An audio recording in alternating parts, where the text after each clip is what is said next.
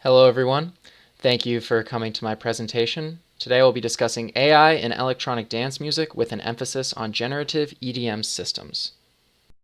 So just as a demonstration, I'd like to begin by listening to two excerpts from different EDM tracks. So the first of these was actually taken from a song which was generated by a software system which takes a corpus of musical data as input and gives as output its own original EDM track. And we'll explain how that works later.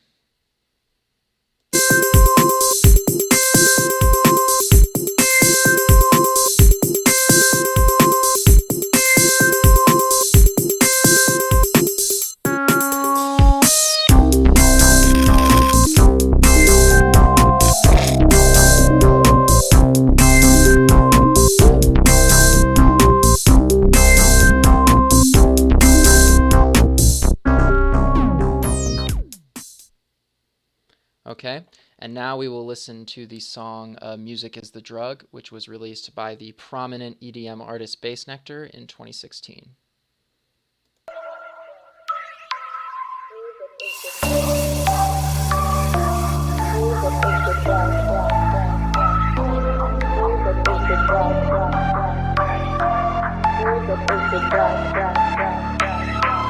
Music is the drug, music is the drug, music is the drug, music is the drug, music is the drug, is the drug, is the drug, is the drug, is the drug, music is the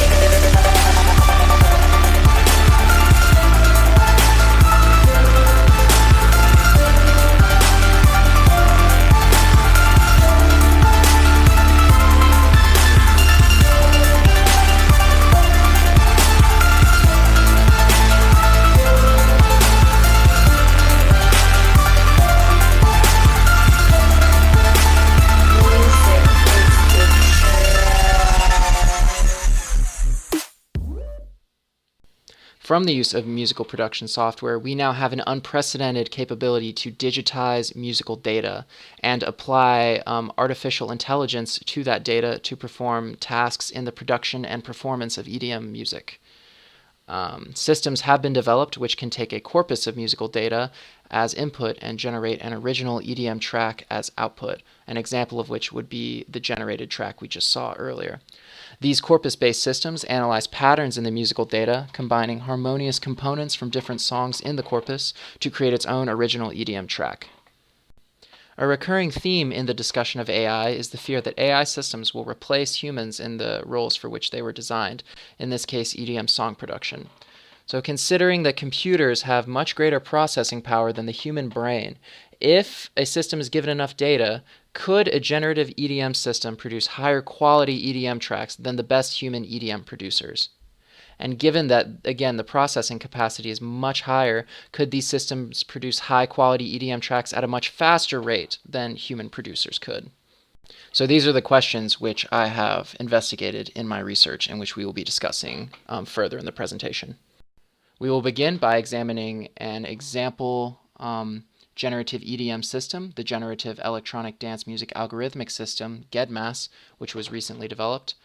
From this examination and a review of the accompanying literature, further studies will be proposed to compare EDM generated by an AI system with popular human-produced EDM to establish whether that AI system generates tracks of a professional quality. To establish a criteria for goodness for this comparison, we also investigate the human physiological response triggered when listening to EDM music, and we identify biometric indicators that quantify the strength of this physiological response. GEDMAS was developed in 2013 by researchers under the Generative Electronica Research Project at Simon Fraser University. It works in tandem with the Ableton Live digital audio workstation, and it performs analyses using first-order Markov chain and other probabilistic models on the musical data corpus to generate an original EDM track. The current music data corpus for GEDMAS has 24 EDM songs of the breakbeat subgenre, and any combination of which can be used to create a custom corpus and given as input to GEDMAS. Here we have an illustration of the input and output of GEDMAS. So you can see we begin with a music data corpus, noting that data to fill this corpus must first be manually transcribed from EDM songs by the researchers. So once we have this music data corpus, we provide it as input, and we see that GEDMAS performs different analyses using its various models to generate song form, chord progressions, instrumentation, and melodies and harmonies, all of which combine to result in the generated EDM track, which is given as output. So here we look at the generative phases of GEDMAS. These phases happen chronologically and build off of each other. So we begin with form generation using a first-order Markov model, which we will examine later. So this is song structure divided into phrases, onto which chord progression generation begins, which determines the chord progressions of the song without any specific instrumentation. This is followed by instrumentation generation, so where the system is calculating the optimal instrumentations for the chord progression given the form. And then finally we have pattern generation, which looks at specific harmonies and melodies. And so we see for the latter three phases we have probabilistic models, so there's more of a area for randomness here. Whereas we'll go into with the first order Markov model in form generation, there's less randomness, more selectivity here. So first order Markov refers to a model in which a following element in a sequence is selected and appended to the sequence based on its compatibility with the immediately preceding element alone.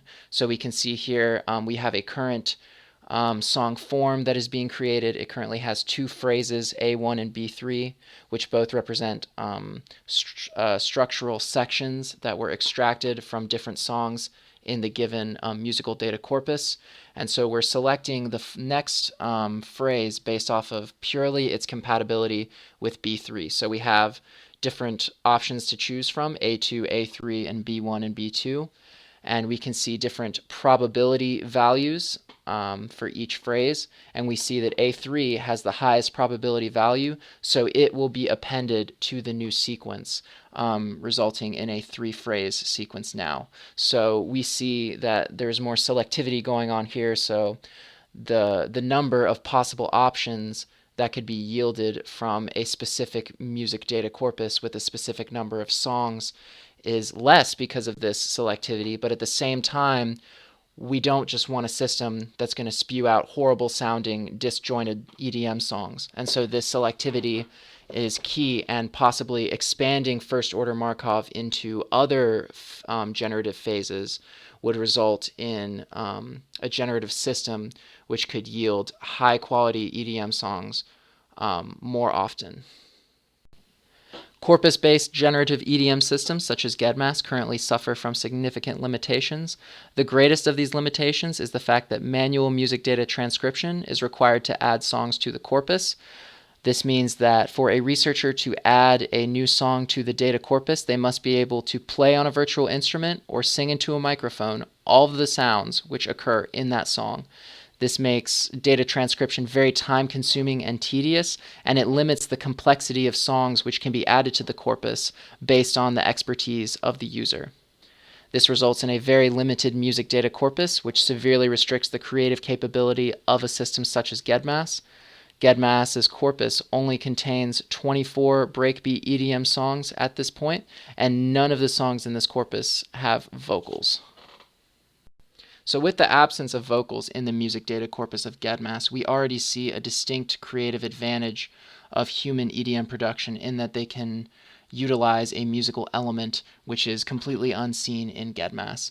Additionally, just the fact that there are so few EDM songs in the data corpus for GEDMAS is very devastating for the creative capacity, because we see GEDMAS as kind of a data mining of musical data, whereas we can use the advantage of a computer's processing power to make associations from a vast collection of musical data. But since this musical data collection is not vast in GEDMAS, this distinct advantage, the advantage of superior processing power, is completely lost here.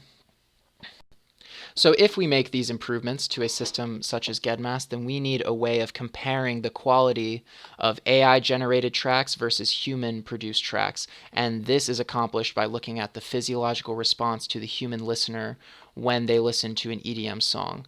So the typical physiological response of listening to an EDM track is characterized by moments of intense pleasure, accompanied by physiological reactions such as the chills. It is caused by the brain's pattern analysis of the music while listening, and we get the peak response when musical expectations are either met or denied. This response is triggered by the break routine or song structure. So whenever we have song transitions between the phases, such as the build up to bass drop phase, we see a strongest response. So when we have a 30-second prelude to a bass drop and our brain is subconsciously analyzing and saying, okay, we know it's coming, we know it's coming. And then after that 30-second path to the bass drop, we finally get it.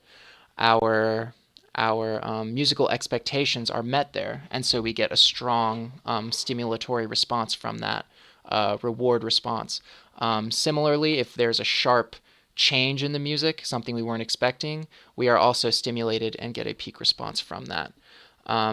Additionally, when a listener has this first peak response or physiological response to the song, this triggers an excitatory state in the listener. So future responses while listening during that session are strengthened by this. So we need biometric indicators of measuring this response for basis of comparison. Physiological response to EDM is currently best measured by skin conductance response, which is the increase in electrical conductivity in the skin due to arousal. Other biometrics include spinal shivers, tingling, elevated heart rate, and respiratory rate. So here we can see a graph of skin conductance activity for a participant in a study looking at the physiological response to EDM, and we can see the highest activity spikes occurring past the drop phase. So again, we're talking about this break routine triggering the peak response. We have a little bit of activity during the preceding breakdown, and then it bottoms out, and then we see small peaks in the buildup, followed by what is right here from 40 to 45. This is probably the lull state right before the drop hits, and then we see with the drop significant peaks of skin conductance activity. Skin conductance response, which is the umbrella term for many measures of this, is considered the best biometric for measuring because we can really see, based off of the values here, the strength of the response, the varying strength of the response, whereas with other biometrics that can be measured like heart rate and respiratory rate, these are more general. These increase and decrease at much slower rates than skin conductance activity, and they can be caused by many other factors. And they also have significant biological ceilings before you see health problems. So this is the best metric thus far. By examining the limitations of corpus-based systems such as GEDMAS and looking at measuring the physiological response elicited in listeners by EDM music, we can see certain avenues to improving the implementation of AI in generative systems for EDM. By developing an automatic song-to-music data transcription system, we could greatly improve generative systems such as GEDMAS by widening the berth of the music data corpus and allowing for the inclusion of more complex songs with more complex musical elements such as vocals, which would again result in much higher quality in the generated tracks that the system would produce. Once this advancement has been made, we could engage in physiological studies comparing the listener response initiated by AI-generated tracks versus human-produced EDM tracks. And throughout that study, if we were to find that any AI-generated tracks consistently yielded a greater physiological response in listeners over popular EDM songs of the day, then we can maybe distinguish a generative system that could one day replace live EDM producers and DJs to add expertise to improve the selection criteria of such systems, generative systems. Studies looking at the listener response initiated between human-produced EDM tracks of different subgenres could highlight any stylistic differences that impact the listener response. Such data could be used to improve the selection criteria used by generative EDM systems, such as that used in the first-order Markov chain model. So thank you, everyone. That is the conclusion of my presentation. I appreciate everyone's attendance, and thanks so much.